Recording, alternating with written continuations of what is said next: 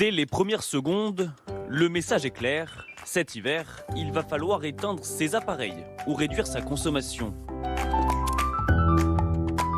Voici le spot publicitaire du gouvernement qui sera lancé le 10 octobre prochain. Pour économiser l'énergie, on agit, on réduit. Chaque geste compte. Je baisse, j'éteins, je décale.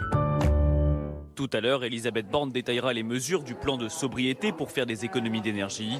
Pour les ménages, les incitations seront nombreuses. Éteindre les appareils qui ne sont pas utilisés ou en veille. Décaler l'usage de certaines machines, par exemple ne pas lancer le lave-vaisselle ou la machine à laver dès que l'on rentre chez soi à 19 h.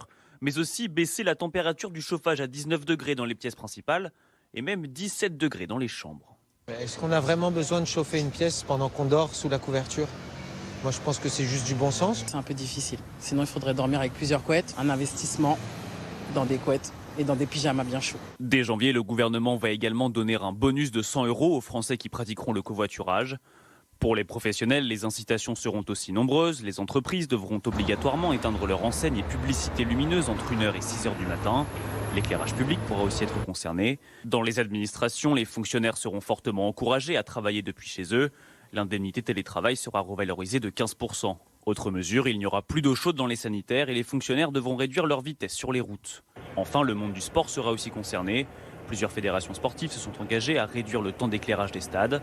Et pour le chauffage, une réduction de 2 degrés sera demandée dans les gymnases et de 1 degré dans les piscines municipales.